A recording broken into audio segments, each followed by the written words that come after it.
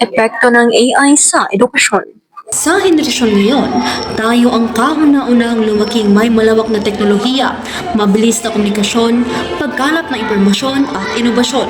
Dahilan na mas bumbago ang sistema ng edukasyon, mas lumalawak ang paggamit ng digital o multimedia apps at mas naging kritikal ang proseso ng pag-aaral.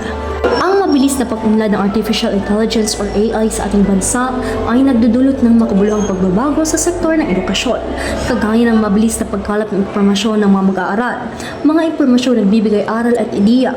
Ngunit sa kabila ng mga tulong na naiambag ng teknolohiya ito, mayroon rin mas mga epekto na idudulot dito. Mahigit libo-libong estudyante na ang umaasa sa paggamit ng AI. Hindi na nila ginagamit ang kanilang sariling talento at kasanian dahil ang lahat ng yan ay maitatanong mo lang sa AI. Ayon sa House Bill No. 7913, layunin itong bumuo ng komprehensibong regulasyon para sa maaasahang paggamit ng AI, kasama ang pagtataguyod ng AI Bill of Rights na layong protektahan ang mamamayan laban sa hindi ligtas na AI, diskriminasyong algorithm, paglabag sa privacy, kakulangan sa transparency at hindi pagkakaroon ng remedyo o paraan upang itama ang pinsala. Sa kaganapang ginanap sa Pasig City noong Biyernes ng Enero 24, kasabay ng temang AI and Education, Preserving Human Agency in a World of Automation.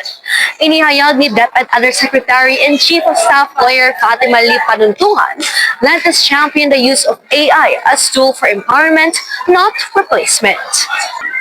Aniya, it is our duty to ensure that the next generation, Gen Z, Alpha, Beta, and beyond, is nurtured, informed, and inspired.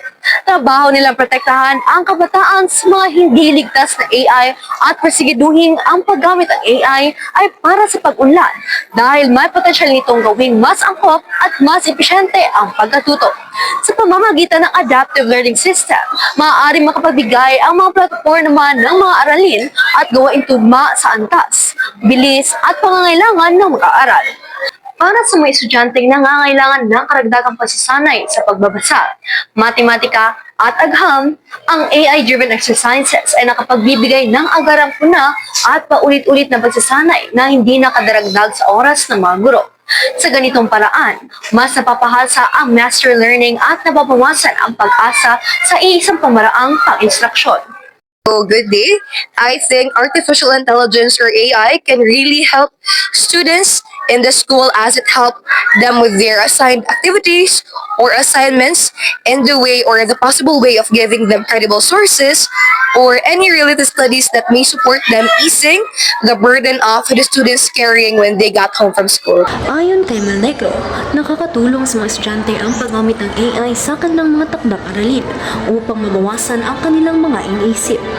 So AI is not good inside of the students because they really rely with AI, not with their own comprehension. So as for me, AI has advantage and disadvantages. So as a teacher, okay lang yung AI na magamit, but you need to paraphrase. Not whole context will be put in your answer. Base sa pahayag ni Ma'am San Juan, dapat ipagbawal ang paggamit ng mag-aaral sa AI kahit na may magandang dulot ito. Aniya, umaasa na lang sila sa AI at hindi ginagamit ang kanilang angking talino.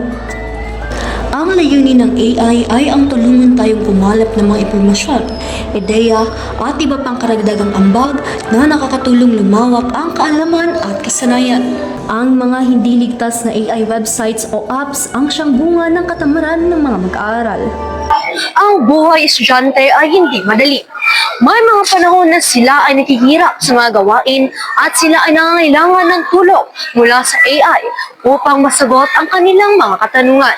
Makibahagi sa tatlong pangunahing pillars na isinulong ng DepEd na AI integration.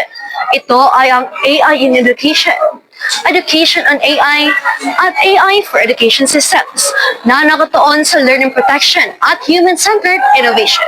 Bilang isang mamamayan, naniniwala ako sa kasigahang ang kabataan ang pag-asa ng bayan. Kaya't huwag tayo umasa sa AI lamang. Magtiwala tayo sa ating angking kakayahan at huwag magpa-impluwensya sa teknolohiya.